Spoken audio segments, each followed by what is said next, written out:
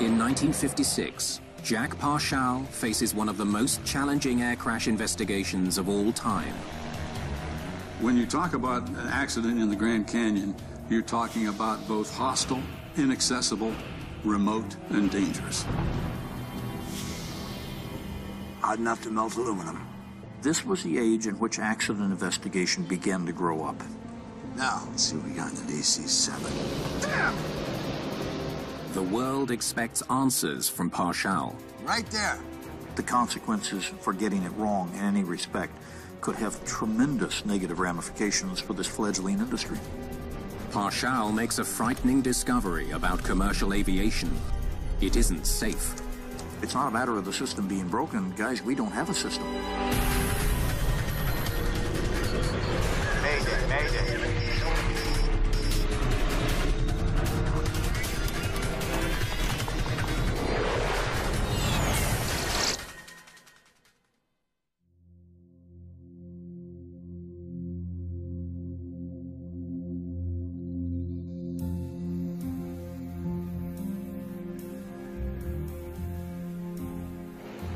At Los Angeles International Airport, United Airlines Flight 718 is preparing to depart for Chicago.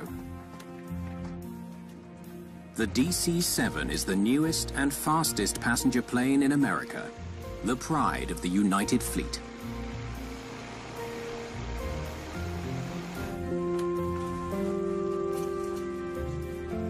I'm sorry, sir, there's no smoking until after takeoff. In 1956, airline travel is something few people have had a chance to experience. There are only 117 commercial aircraft in the entire state of California.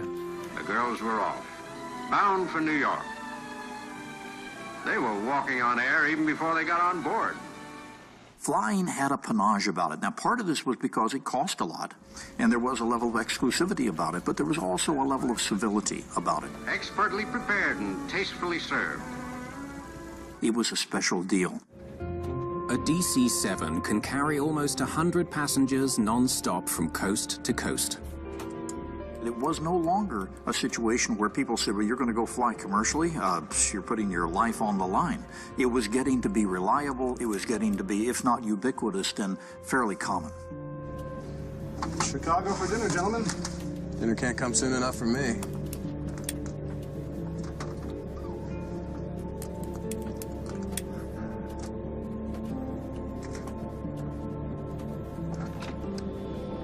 Door closed and secure, guys.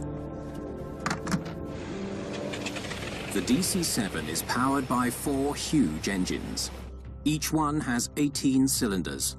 The Wright 3350 turbo compound is a technical marvel, but it demands a lot of attention. Good morning, ladies and gentlemen, and welcome aboard United Airlines 718. Our captain today is Bob Shirley. You're in good hands. 48-year-old Captain Bob Shirley has more than 17,000 flight hours. He's been on the Plum LA-Chicago route for nearly a year. Bob Shirley was an excellent pilot.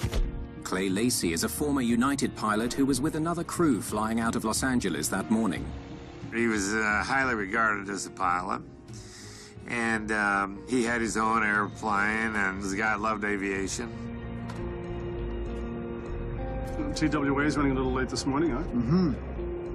The 36-year-old first officer, Robert Harms, is a World War II veteran and a former flight instructor. Well, we're on time, guys. Let's keep it that way. I'm 3 pages into the checklist. The third member of the United Airlines cockpit crew is flight engineer Gerard Fior. Engine number 1. RPM to 2100.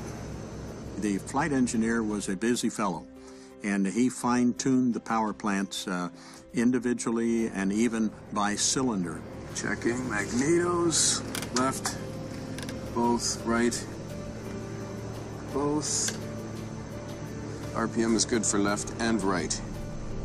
The proper heat, mixture controls, and cowl flaps and so on and so forth to keep those power plants running at their best. Cylinder head temps are in the zone? Well, Dr. Fiore, we are blessed this morning. She's all yours, Captain. While the United crew waits to taxi, The tower controller gives instructions to the plane ahead of them, a TWA flight to Kansas City. TWA-2 cleared for takeoff on runway 25 right. Roger, copy. Cleared for takeoff, 25 right.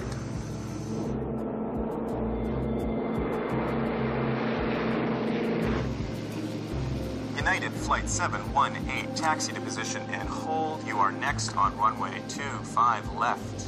United 718, copy, taxi and hold. Runway 25 left. The United flight is right on time this morning.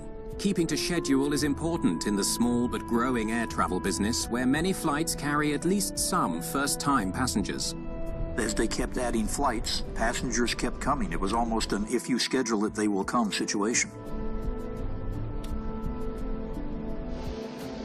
United Flight 718, cleared for takeoff. Takeoff clearance obtained. Takeoff thrust. 80 knots. Check. 120 knots. V1, rotate. At 9:04 in the morning, Flight 718 lifts off from Los Angeles. The trip to Chicago should take about 6 hours. Captain Shirley must follow an assigned corridor through the airspace around Los Angeles. After that, he's free to fly wherever he wants, as long as he reports passing a series of waypoints along the route to Chicago. If you had to divert, it was no real big deal. We did not have the sophistication of the radar equipment we have today. Back in the 50s, there was a big sky out there, and that was kind of the way everybody thought of it. There weren't that many airplanes up there.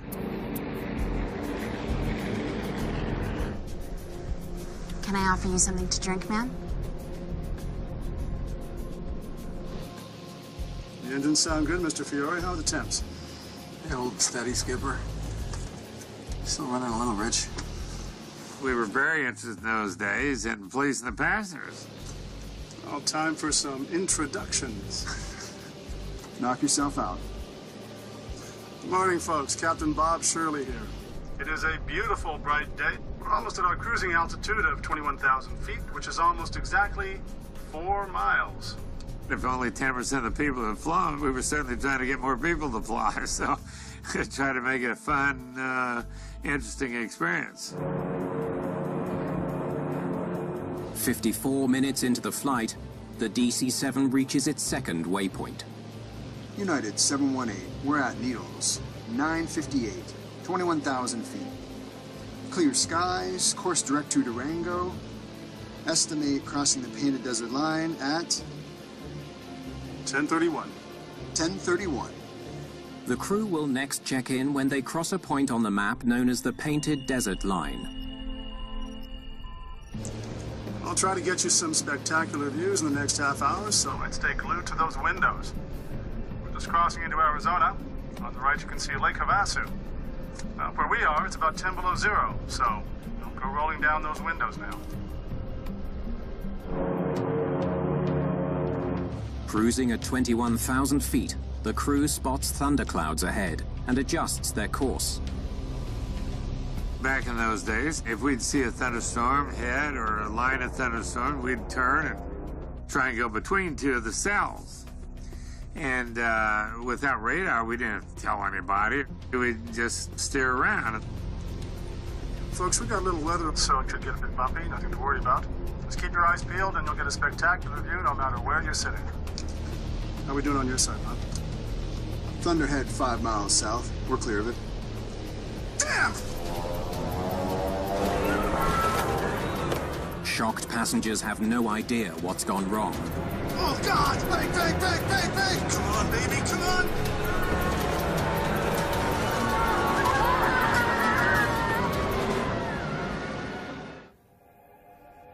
United Dispatch to United 718.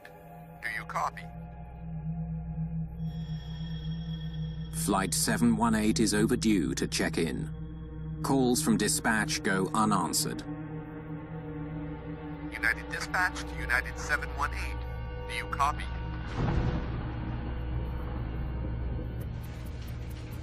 Air Traffic Control Headquarters in Salt Lake City. CA Salt Lake. Controllers here don't normally communicate directly with flight crews. They get flight information by phone from airline dispatchers who are in radio contact with their pilots. At 10:51, they get a disturbing call from United Airlines dispatch. Salt Lake. Understand, United 718, 20 minutes overdue at Painted Desert.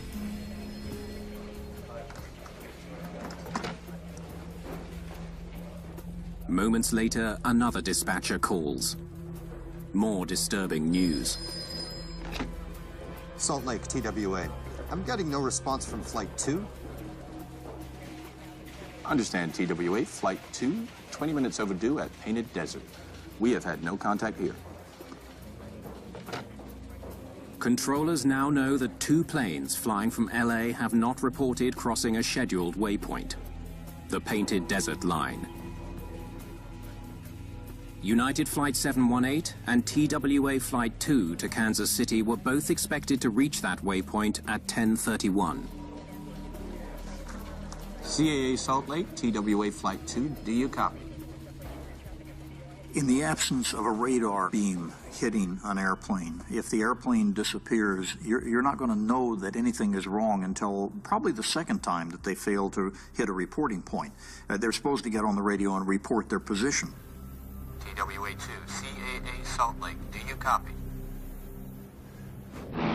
TWA Flight 2 is carrying 70 people. There are another 58 aboard the United flight. Controllers and dispatchers can only wait for some response to learn their fate. I had a trip that morning in a DC-6 from Los Angeles to Denver. We got over Bryce Canyon about the same time that Air Inc. was calling United 718. CAA Salt Lake, do you copy? Maybe twice a minute. They were trying to get a hold of him. And I remember Slim, who was Bob Shirley's boss, he says, that Bob isn't listening to the radio, you know. More than an hour has passed since the planes were last due to check in. Controllers send out a bulletin asking local authorities to keep an eye out for the 2 missing planes. In Painted Desert, that's where you expected to hear from at least one of those 2 airplanes. When neither of them were heard from, that's the time that the hair is going to begin to stand up on the back of the heads of the controllers. 2 commercial airliners are still missing somewhere over the Arizona desert.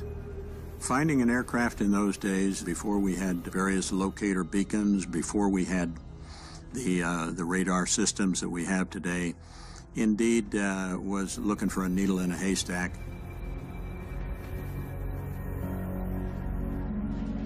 The next morning, news comes from authorities in Arizona confirming everyone's worst fears. They found him? The remains of 2 different planes have been spotted in Arizona's Grand Canyon. There was a gentleman named Palin Hudgens, who was an air tour pilot, who had heard that there were missing airplanes, and he was flying along looking at anything he could see down there, and he sees some smoke coming up from Char Butte. The twisted wreckage of United 718 lies on a rocky ledge, 210 meters up the sheer canyon wall. The air tour pilot spots the second crash site, on the floor of the canyon about 2 kilometers away. He banks around, comes in for a closer look, and there is the most distinctive structure in commercial aviation at the time. The tail of a constellation with the 3 prongs. There's just no mistaking that. We had one aircraft up on a bluff. We had pieces down in crevasses, engines and parts lying in various places. The immediate priority is to get rescuers into one of the least accessible places in North America. When you talk about an accident in the Grand Canyon, you're talking about both hostile, inaccessible, remote, and dangerous. Richard Rodriguez is a former investigator with the Civil Aeronautics Board. You're 1,000 feet above riverbed, for instance, depending upon where you are. So it's a very dangerous place to work. When rescuers finally reach the crash area, they first find the scattered remains of TWA Flight 2. Reaching the wreckage of the other plane will be even more difficult.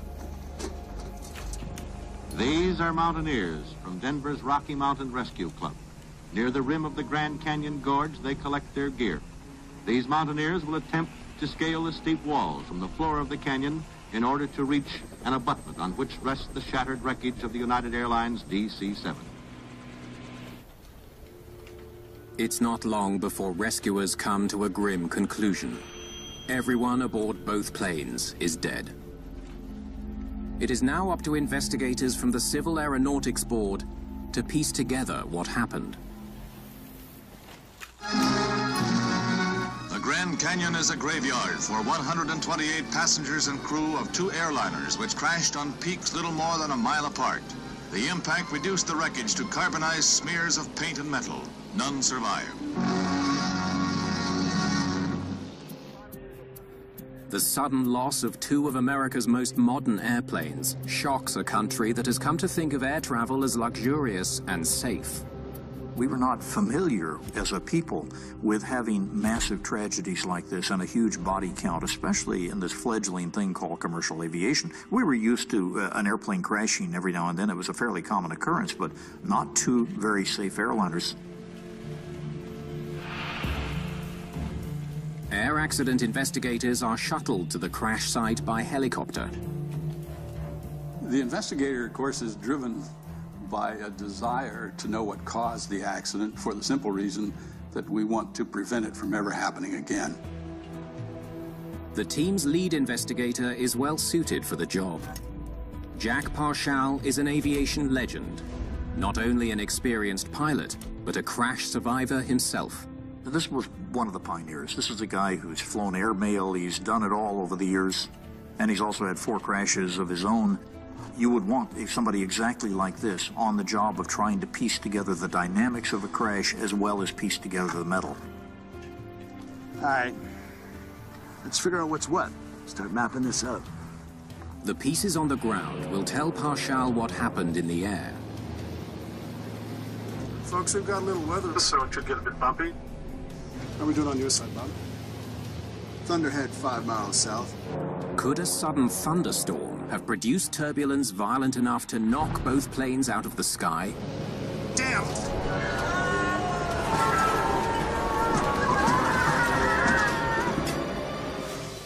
Jack Parshall doesn't have any of the advanced technology or the considerable body of knowledge that modern-day investigators have come to rely on. It was night and day between the tools that the National Transportation Safety Board has now and what they had then. It literally was a different world. They had very little. Broken fragments of the plane and his own expertise are all he has to solve this mystery. This is what's left of the cockpit. There were no black boxes like there are today. It really was a by-the-seat-of-your-pants situation, and in fact, this was the age in which accident investigation began to grow up. Hot enough to melt aluminum. At the TWA crash site, Parshall finds evidence of an intense post-crash fire, but that doesn't tell him what brought the plane down. Where's the Connie's tail from here? Okay, let's take a look. Investigators locate the constellation's distinctive triple tail, about 500 meters from the rest of the plane. Well, well, well. The distance tells Parshall that the tail came off the plane before it hit the ground. If he can figure out why the tail came off in mid-air, he'll be one step closer to finding the cause of the crash.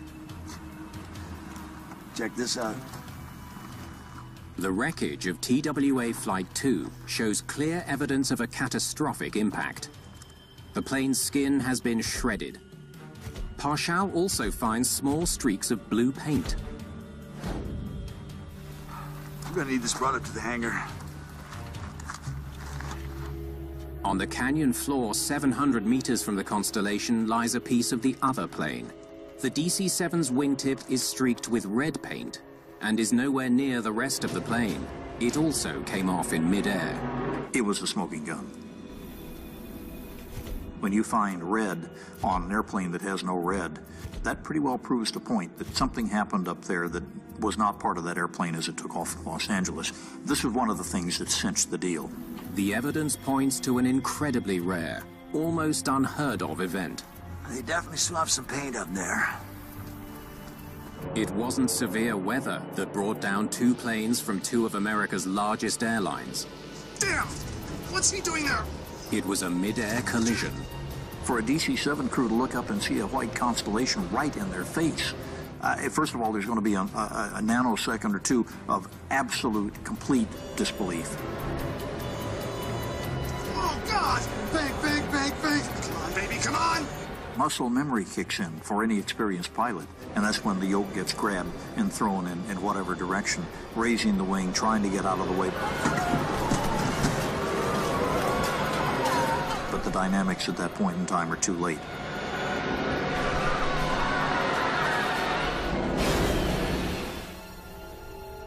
The collision over the Grand Canyon is one of the most significant accidents in the history of commercial aviation. It was an earth-shaking event that took place there that day. What Jack Parshall uncovers through his investigation could affect commercial aviation across the country. Already certain there's been a mid-air collision, he now needs to figure out exactly how the two planes collided and why. Can we get that piece over there, please?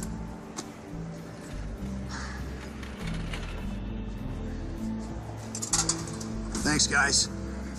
Parshall has to recreate the final moments of the two flights based on bent metal and streaks of paint.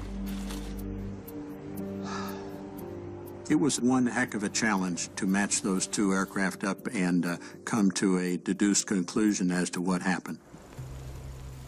They start to look at models in a mid-air collision to put things together and figure out could this wing have interfered with this horizontal stabilizer, etc. Now, let's see what we got in the DC-7. To try and build a scenario that matches some of the minute clues that they may have, like impact marks, like paint transfer marks.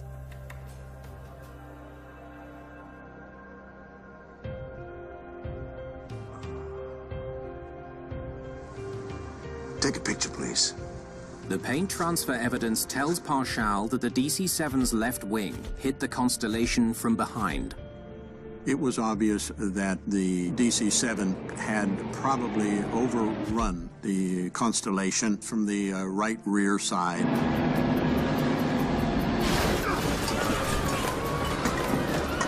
Had come apart, literally, knocked the tail off. The constellation plummets towards the Grand Canyon more than 17,000 feet below. United 718 has lost half of its left wing, but not all of its engines. What's the damage? Number one engine is out. Airspeed! 260. Come on, level out. 8,000 now. Anyone that survives a mid-air collision is luck. Because it depends on what the damage to their airplane. You have to have enough left to control the airplane. Less than a minute after the collision, TWA Flight 2 slams into the canyon floor.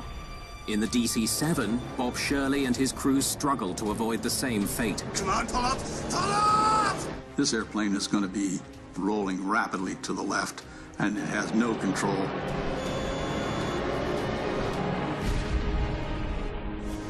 Parshall now understands the mechanics of how the two planes collided. But he still doesn't know why their flight paths crossed. They were supposed to be flying different routes at different altitudes. They should not have been in the same place at the same time. Damn! What's he doing there? Parshall now needs to know how that happened. Today, the only three bodies found from the United Airlines plane were brought up by helicopter. Here, Army, CAB, and airline officials talk over future operations as this somber announcement is made, that next Monday, a single reverent burial service in 3 faiths is planned at Flagstaff, Arizona, for the unidentified victims of the two planes. This crash in the Grand Canyon startled everybody and galvanized the country.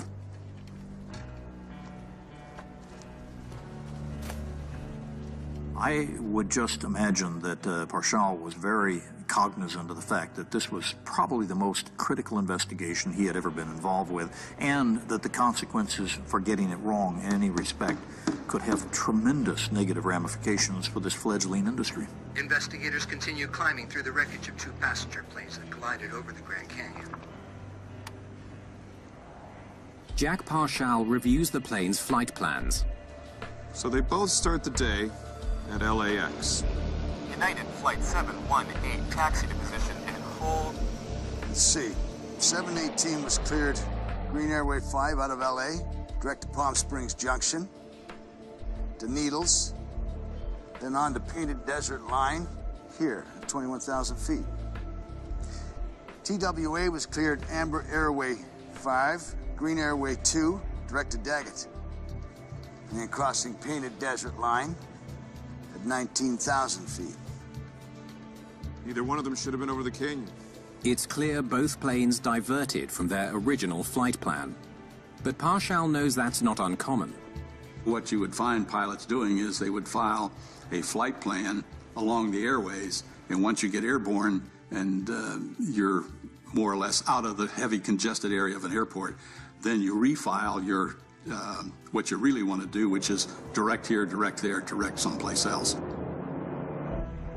With no cockpit voice recorder to help them, investigators turn to radio dispatch recordings and transcripts. The radio calls between the pilots and their company dispatchers may hold clues about the routes the two planes actually took that day. United 718, we're at Palm Springs Junction. United 718, we're at Needles, 958. 21,000 feet, clear skies. That's the last one they reported. Course direct to Durango. Estimated crossing the Painted Desert Line at 10:31. 10:31. They had 33 minutes to get there, so how come they never made it? To answer that question, Parshall needs to learn more about the movements of the other plane, now lying at the bottom of the Grand Canyon. Let's see what TWA did. TWA-2 cleared for takeoff on runway 25 right. Roger, copy. Cleared for takeoff, 25 right. TWA Flight 2 took off 3 minutes ahead of the United flight in a different direction. It was to fly northeast, towards its first checkpoint, Daggett. TWA-2 en route Kansas City, passing Daggett at 19,000. Roger, TWA-2, 19,000 at Daggett. The TWA pilot was Jack Gandy. With 15,000 hours as captain, he was nearly as experienced as United's Bob Shirley. Gandy knew these skies well. He'd flown this route nearly 200 times. Good morning, TWA dispatch, TWA-2. We've got a little bit of weather here we want to get on top of. Be a good man and ask Salt Lake to clear us to 21,000. Roger, TWA-2, requesting clearance at 21,000 feet. So, TWA asked for 21,000. So Salt Lake clears them? No. Request denied due to conflicting traffic. Advisory, TWA-2, Unable to approve to 1,000. due to traffic. That's a no-go on 21,000. United 718 is there. Captain Gandy wants to avoid the clouds in his path. And in 1956, he has another way to accomplish that. Let's just get on top of this stuff. He uses visual flight rules, or VFR. Roger that. Advise Salt Lake I'm going to VFR and 1,000 on top. Salt Lake, TWA-2 requesting 1,000 on top. Maintain at least 1,000 on top. Advise TWA-2 his traffic is United 718, direct Durango. The TWA crew was cleared to fly 1,000 feet above the clouds, but warned to look out for United 718. Well, they used to have a procedure to operate 1,000 feet on top. It meant you stayed 1,000 feet away from clouds, but you stayed in the clear, and you were supposed to be VFR. looking around for traffic. So, at Daggett, he asked for 1,000 on top. That's all fine. So where does that get him? His next report is from Mojave at 9:59. TWA-2 passing Lake Mojave, 1,000 on top at 21,000. Estimate Painted Desert at 10:31. Half an hour after requesting 1,000 on top, Gandhi reports his actual altitude. 21,000 feet. Now they're both there. They could fly at any altitude they wanted as long as it was 1,000 feet separation from those clouds. So they took 1,000 on top and then selected to fly at 21,000 feet. Investigators now understand how the TWA flight ended up at the same altitude as United 718. As for why both planes diverted from their scheduled routes at the same time... Damn! What's he doing there? Pull up! Pull up! The answer is the crash site itself.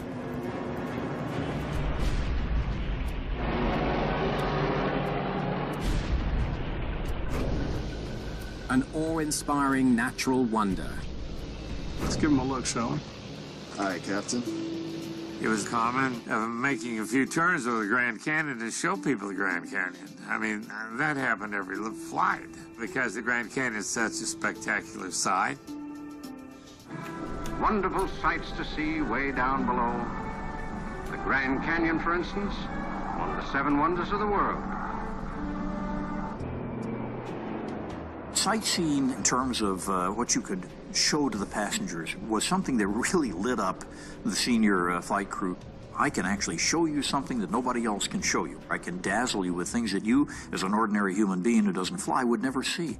Just keep your eyes peeled and you'll get a spectacular view no matter where you're sitting. How are we doing on your side, Bob? Thunderhead about 5 miles south. We're clear of it. Okie dokie. We've got some room. You were free to, if you wanted, deviate a little bit for sightseeing. That you could. It wasn't dangerous. Nothing dangerous about him.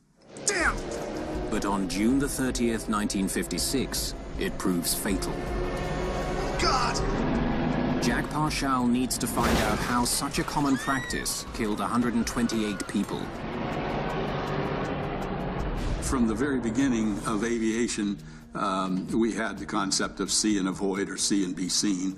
The responsibility for separation of aircraft was still the pilot's responsibility. Parshall knows that United hit TWA on the right side, coming from behind. One of the pilots failed to see and avoid. Parshall needs to figure out which one. What's he doing there? The answer will lead to sweeping changes in the rules governing commercial aviation.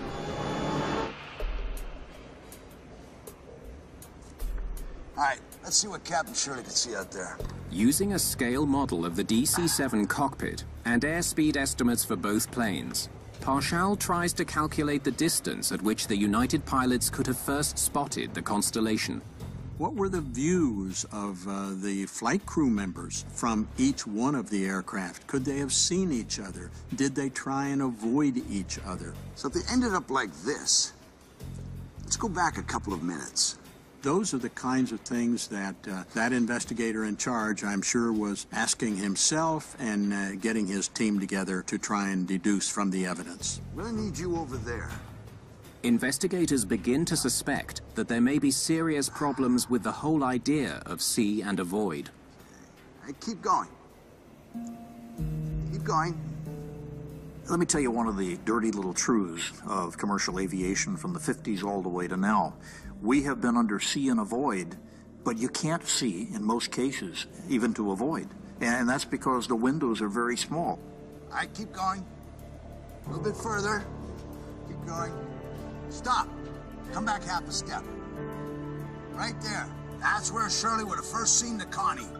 Since the DC-7 was behind the constellation, it was Captain Shirley's responsibility to avoid it. Oh, God! Big, big, big! Come on, baby, come on!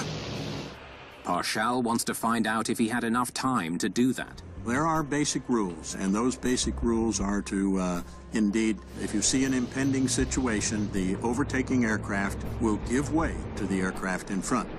The 6 pilots in both planes were preoccupied with the demanding job of flying their aircraft. You had a piston plane, you had the throttles, you had the propeller, RPM, to adjust your RPM. The engines sound good, Mr. Fiore. How are the temps? Yeah, old steady, Skipper. Still running a little, Rich. There's really a lot more to do flying a piston airplane. That'd be 53 miles. Parshall's test shows that in theory the Constellation would have been visible to the DC-7 crew when it was 85 kilometers or 53 miles away. The numbers suggest that Captain Shirley had 2 full minutes to avoid a collision. That's more than enough time to safely change course. Damn! Oh, God! Come on, baby, come on! Parshall needs to know why that didn't happen. The answer becomes clear when he reviews the radio recordings. Dispatch, TWA-2. We've got a little bit of weather here we want to get on top of. Be a good man and ask Salt Lake to clear us to 21,000. On June the 30th, the skies over Arizona were not clear. Folks, we got a bit of weather over the canyon, so it could get a bit bumpy. Nothing to worry about. How are we doing on your side, Bob? Thunderhead about 5 miles south. We're clear of it. Okie dokie. We've got some room. They were flying, I hate to say fat, dumb, and happy, but in effect that's a phrase we use when you think everything's copacetic. When he factors cloud cover into the equation, Parshall reaches a stunning conclusion. The crew of Flight 718 had just seconds to recognize and avoid the plane ahead of them. Boom. The collision was unavoidable. You have seconds to respond, to identify, to develop or formulate a evasive maneuver and execute it, and for the aircraft to respond to any control inputs that you put in there. There was no indication in the heads of any of the pilots on either of those 2 flight decks that they were in proximity of anybody else in a dangerous way until they came around a cloud and all of a sudden the DC-7 crew has a Connie right in their face. And the Connie crew, I'm sure that they, to the moment of death, had no idea whatever hit them.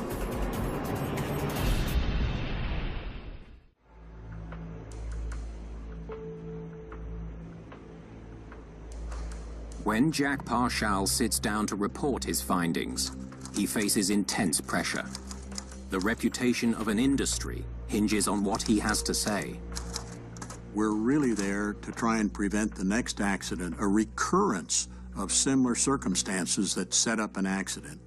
But certainly with the high death toll, 128 people died that day, 2 major airlines of America running into each other, there was a call to find out who was guilty, who was to blame. The obvious conclusion is that the pilots were to blame. That's a no-go on 21,000. United 718 is there. A lot of people want to lay the blame on TWA's captain, Jack Gandy. Roger that. Advise Salt Lake I'm going to VFR and 1,000 on top. It was Gandy's decision to switch altitudes that put his plane in the path of United 718. But a strict interpretation of the rules would put the blame on United pilot, Captain Bob Shirley. Damn! What's he doing there? In a perfectly sterile analysis of this, the overtaking aircraft, the one who's overtaking the other aircraft, has the legal responsibility of avoiding the aircraft they're overtaking. Right there. But Parshall's calculations have shown there was no way for Captain Shirley to avoid the collision.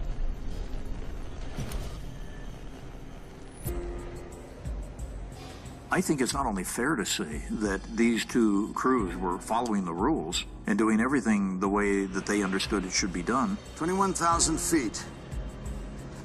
Now they're both there. But that this was the way society in aviation viewed the right way to do it at the time.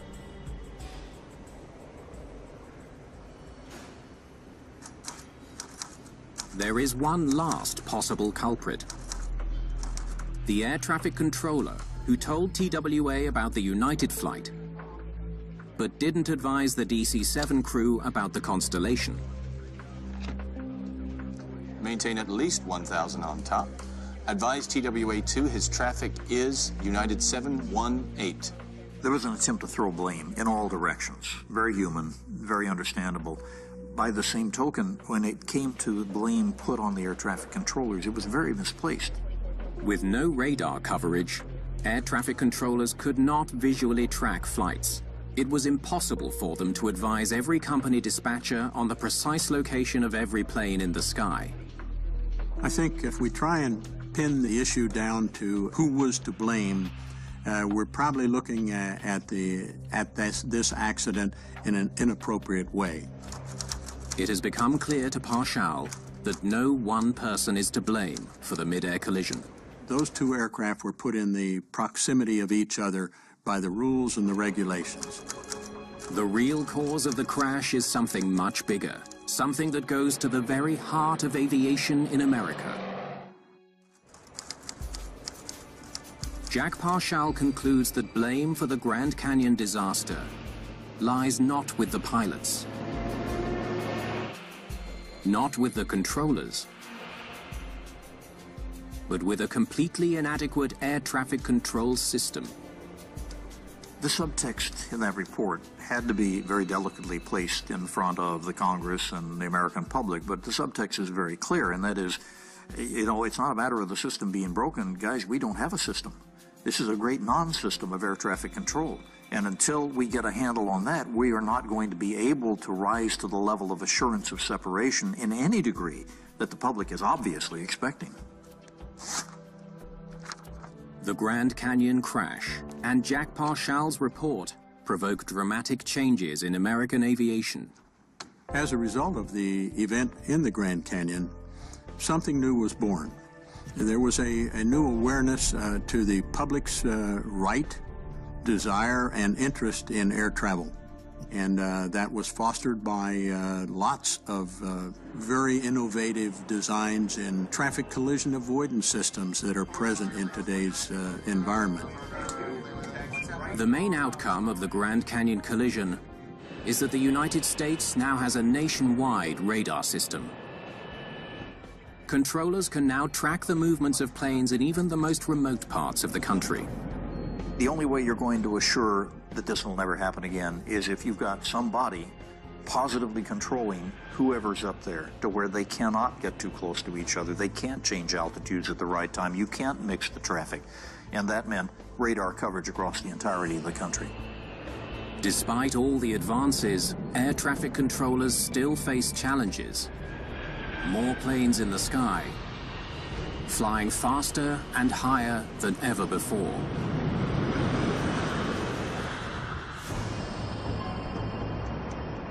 And though extremely rare, mid-air collisions still do occur.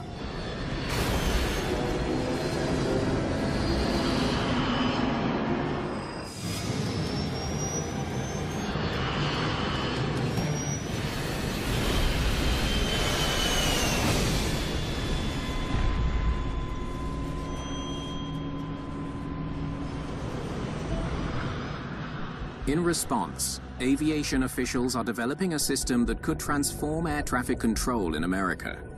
The Next Generation Air Transportation System, or Next Gen, will use GPS satellites to give pilots the precise location of the traffic around them. By the year 2020, pilots will know exactly how close they are to all other aircraft without air traffic controllers having to tell them.